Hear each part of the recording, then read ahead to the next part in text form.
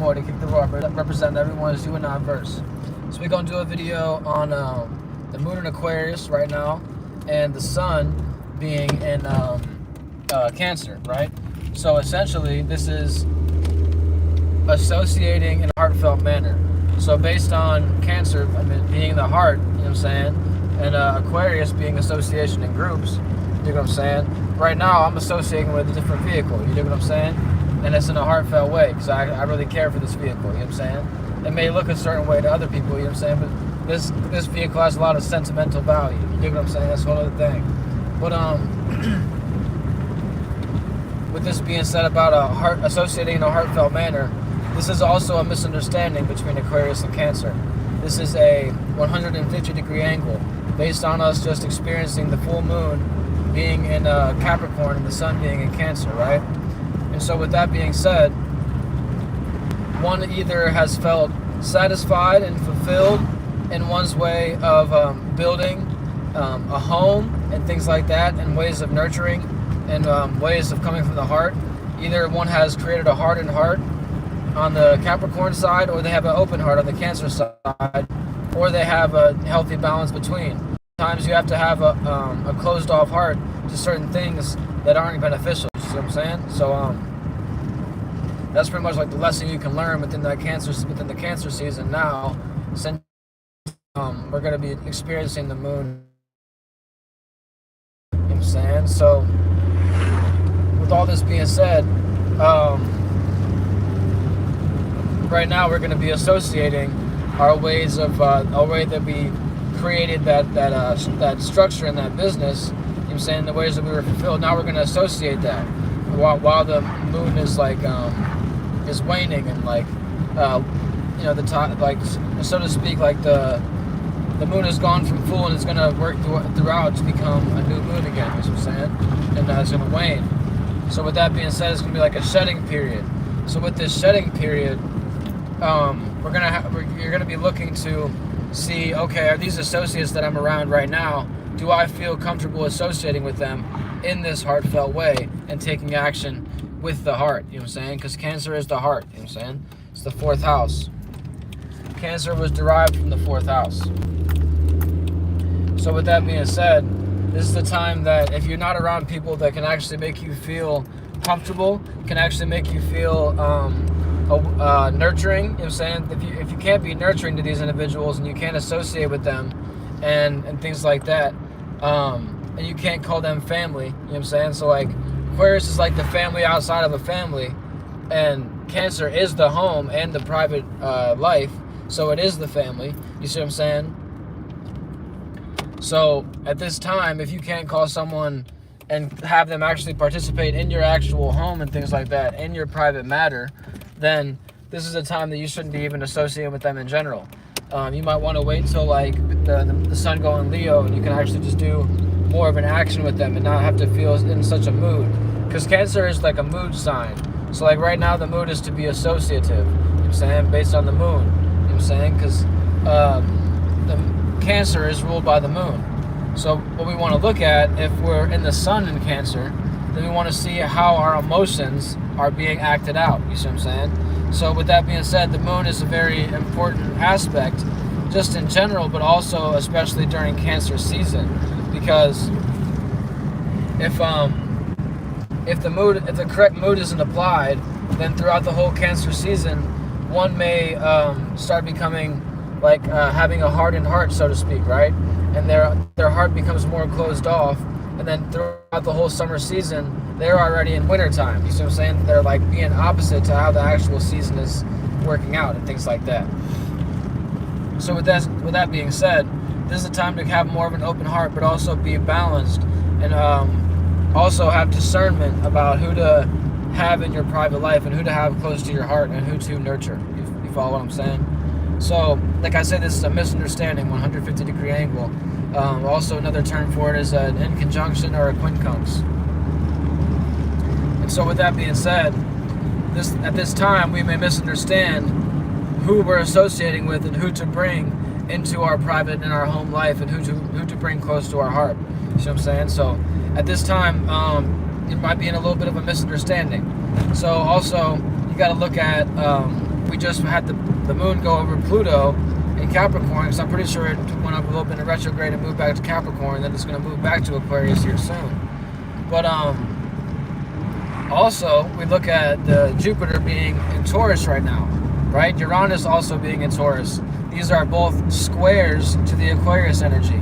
So emotionally, we're going to have a learning process on what to expand on, you see what I'm saying, and what to learn from, you see what I'm saying? So emotionally, we're going to have to learn what emotions to utilize and what emotions to associate with, based on the knowledge and wisdom that we've accumulated with the Jupiter in Taurus. And also with the Uranus in Taurus, this is a way of being, finding like stability in a unique circumstance. So essentially, you have to see what associate to be around to actually bring out your unique self and be comfortable with being that unique self at this point in time. So you're gonna have to learn who to associate with at this time, you know what I'm saying?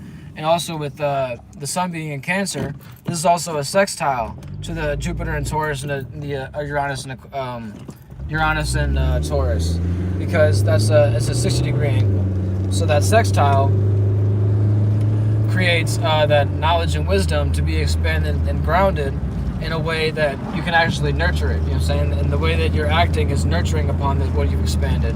And also your way that you're being unique, it'll also be a way of nurture. You also find a way you see an opportunity to nurture what you're being unique about. So essentially, you're finding a time, like at this time, you're finding a way to act in a nurturing way towards your uniqueness and the way of your knowledge and wisdom. So at this time, if you're not expanding your knowledge and wisdom and your stability, you know what I'm saying, of your knowledge and wisdom, I mean, you're not learning more about your stability and how to become more stable and secure and all those S words, you know what I'm saying, this is the time that you're going to be in a weird emotional state, because you're going to be associated with the wrong emotions, see what I'm saying?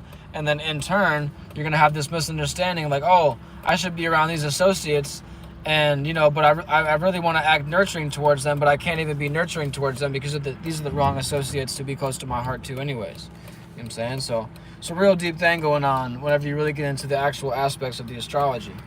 So essentially, what I want to get into is just how each area of life is being affected based on each rising sign, you know what I'm saying? So with Cancer in the first house, this would be a personal affair.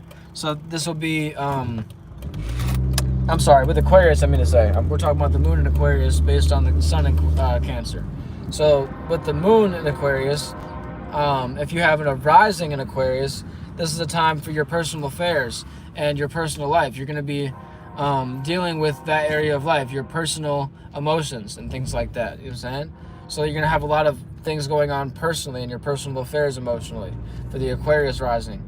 And then for the Capricorn rising, they'll have the Aquarius in the second house. This is to be a time to value the associates that they are associating with, and also be able to discern, is this associate actually beneficial, or am I misunderstanding this associate and trying to nurture something that's not nurturable? You see what I'm saying?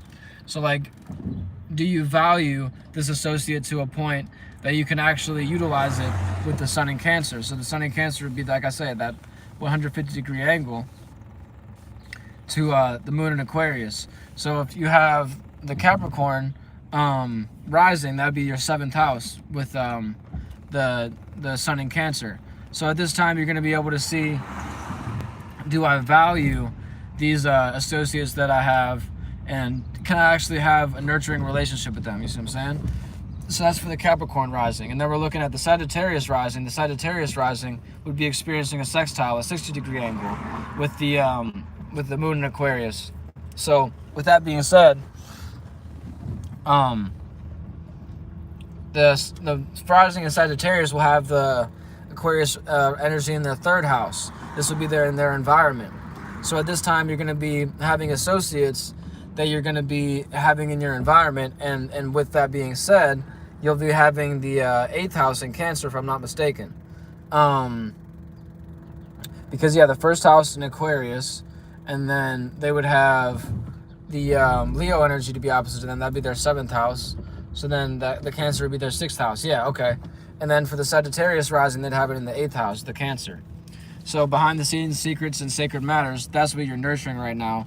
And if your environment isn't a nurturing circumstance to what you have going on behind the scenes and what you're trying to transform, then this is the time to disassociate with these individuals, or at least let them know, like, hey, look, you may misunderstand what I have going on. You see what I'm saying? This is just a misunderstanding time with the moon in Aquarius, sun in Cancer.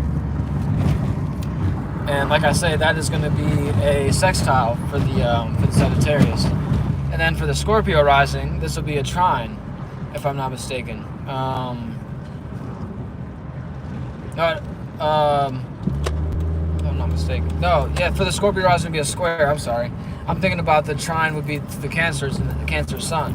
The Scorpio energy would be experiencing a trine to the Cancer energy, but is experiencing a square energy towards the moon in Aquarius. So with that being said, they're having the 4th house in the moon right now. So they're in their home life, their private emotions, and the things that are close to their heart. This is the time that they're going to either have those associates that are going to help them out and be more close to their heart. And with that being said, they're going to be having the Cancer in the 9th house. So it's either their home is making them more wise, and they can actually nurture that wisdom based on the people that are in their home and who they're having in their home in their private life. So with that being said, this is a time to be learning what associates to actually bring into the home and what associates are most wise to have in that area. You see what I'm saying? So with that being said, this will be, like I say, a square for the Scorpio rising, a 90-degree angle. So you're going to have to learn what associates to actually invest your time into and things like that. Invest your nurturing energy into. And for the Libra rising, this will be a trine energy. So to the Aquarius rising, so this will be experienced in the 5th house. So the expression of the Libra. So the Libra is going to be expressing and creating an opportunity emotionally to nurture what they have going on in their 10th house. So the Cancer energy is in the 10th house for the Libra. So their status and their business. So at this time, they're creating an opportunity to communicate with their associates about what they want to nurture and things like that. So this is the time to either create an opportunity to be nurturing or non-nurturing towards your associates, Libra. So you create the opportunity. And then for the, so like I said, it's a trine energy. And then for the Virgo rising, this is another misunderstanding. So for the Aquarius rising to the Virgo energy, this is a 150-degree angle. So with that being said, this will be experienced in the 6th house for the Virgo rising. So in their work, health, routine, and pattern, they're going to be having these associates that they can actually have in a routine and pattern that is going to actually nurture their associates. So like the things that they're associated with and the things that they actually want to nurture, like their group setting. Like the Virgo likes different group settings because they can actually shift between different individuals, and like it's like the Pisces energy but opposite. They can make sense based on being in a different group, and make sense out of different things based on being in a different group and things like that, and association. So at this time they're going to be misunderstanding how to be analyzed and things like that. So they want to, at this time, you want to have that routine and pattern that's actually beneficial towards what you have going on group-wise. If these associates that you have in the 6th house and what you're working on don't actually help you out and nurture your group setting and nurture your council, I guess you'd say, then this is the time to not be around these individuals in your routine and pattern, you know what I'm saying, for just these 2.5 days, based on the moon being in each sign for 2.5 days. So like I say, Virgo is a 150-degree angle misunderstanding with the Aquarius energy. And then for the Leo, this is going to be an opposition, so you can either help or hurt, so add on or take away and make things worse. So for example, in the 7th house, you're going to be relating to your associates and things like that. So are these associates that you're relating with actually helping out your 12th house or your dream? Are they building on your dream, and are they actually like helping your premise, or are they hurting your premise and they're non-nurturing towards your dreams? You know what I'm saying? So if they're non-nurturing towards your dream, this is the time to take them out of your relations and stop relating with them. Leo. So this is a opposition energy. You can help, hurt, or add on. You know what I'm saying? So for the Cancer rising, this will be another in conjunction, and this will be participating in the 8th house for the Cancer rising, and obviously the Cancer energy would be in their first house, sun-wise. This would be misunderstanding who to transform with and what associates you actually want to have in your personal life. You know what I'm saying? And things like that, and who actually puts you in the right mood, essentially, in your personal life. If they're not nurturing your personal life, then this is the time to transform that associate. You know what I'm saying? And take them out of your association and just put them in a different house, so to speak. And that, like I say, that's in conjunction with the Cancer energy. And then for the Gemini, this will be another trine energy, so creating an opportunity for their knowledge and wisdom. So creating an opportunity to be able to be knowledge and be wise amongst your associates, and what associates to be around, and what associates to actually utilize to nurture your second house energy. So like, do they what you value, are they nurturing that, essentially? And can they help you create the opportunity that you're attempting to create within your emotions? So emotionally, you're creating an opportunity with your Gemini first house and your 9th house Aquarius. So associates, it's either you're like becoming wise and cutting out those certain associates, or that certain group is actually helping out what you value. So if they're not helping out what you value right now, Gemini, cut them out. And this is the time to create that opportunity to either continue to be with them or cut them out completely. You know what I'm saying? And then for the Taurus energy, this will be participating in your 10th house with the Aquarius energy. So essentially the status and who you're associated with based on your status. Are they beneficial towards your environment and what you got going on in your surroundings and things like that? Are they nurturing your surroundings? Is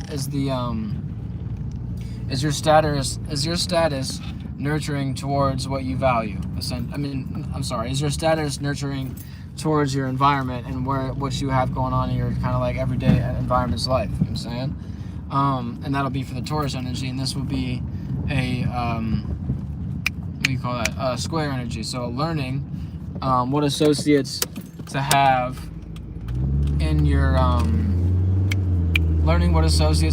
status and things like that, and who to associate with status wise, and what you're known for, and essentially how you would take action in the environment. You see what I'm saying?